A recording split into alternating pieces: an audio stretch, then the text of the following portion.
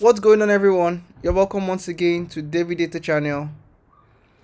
And on today's video we are continuing our dbt series and we're talking about dbt materializations. Right, so if this is your first time, please I'd like you to hit the like button and the subscribe button and also the notification bell so you can be notified once a new video drops in.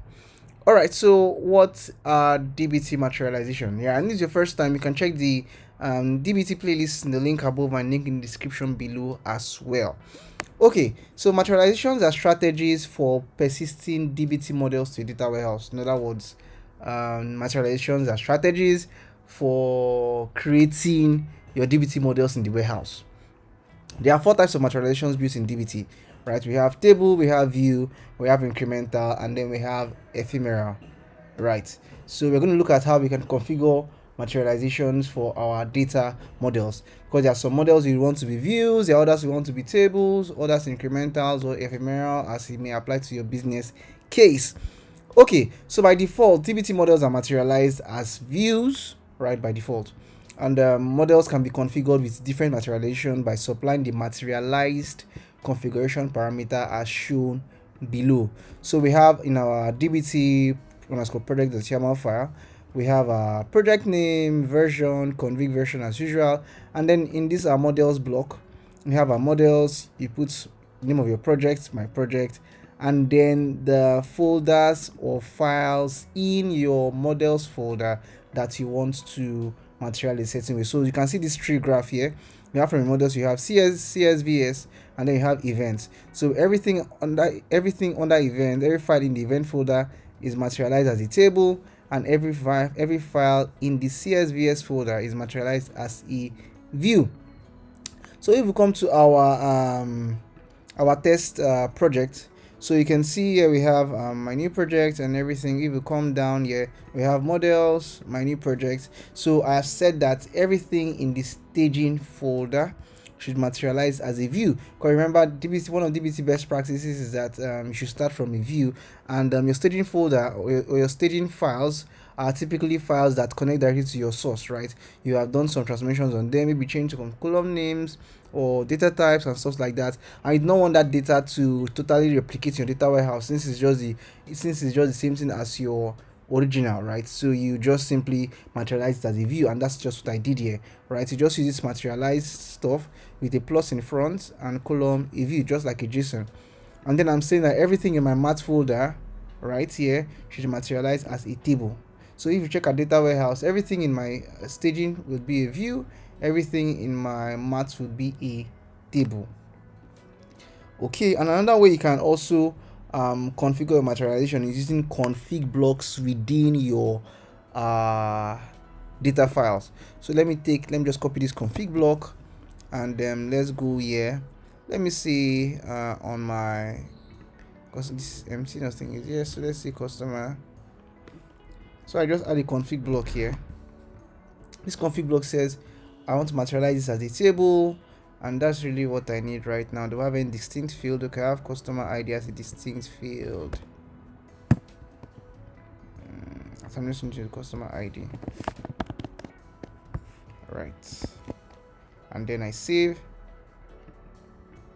and if I dbt run this guy, which is customers,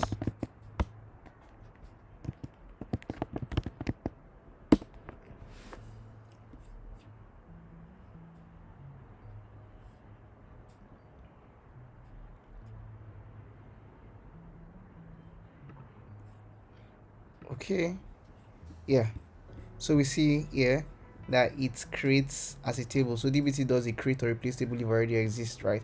It does it all over fresh. Yeah, so that's your materializations, right? So for the four materializations, we have views, we have tables, we have incremental, and we also have ephemeral. Quickly, we'll just look at them briefly. When using your view, your model is rebuilt as a view on each run, right? So it doesn't create a table, your query just there as a view. And one of the benefits of that is that you get to have the latest record of your data, right? Because the table is not created, it just runs over that your view query, right? And the cons is that significant transformations will be slow to query, right? So, and then your tables pretty fast to query. Just your table. dbt runs a create table statement to create your tables. It runs a create view statement to create your views, right? And for you can read this up to see which one best fits you.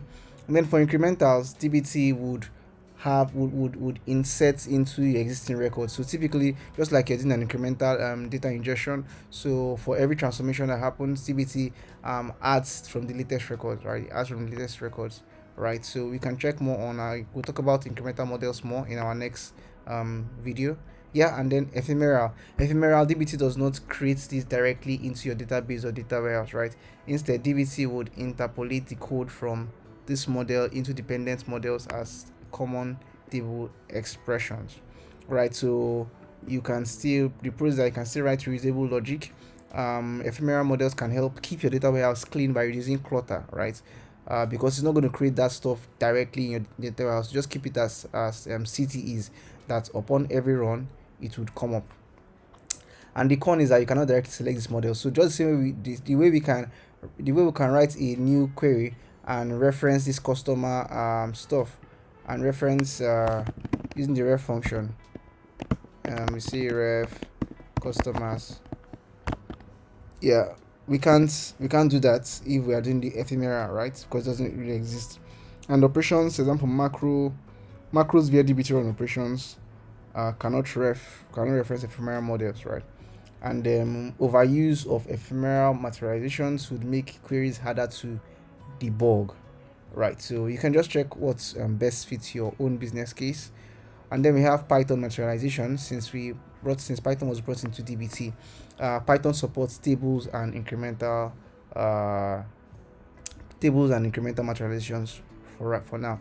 So you can just read more to see with what best fits your own use case.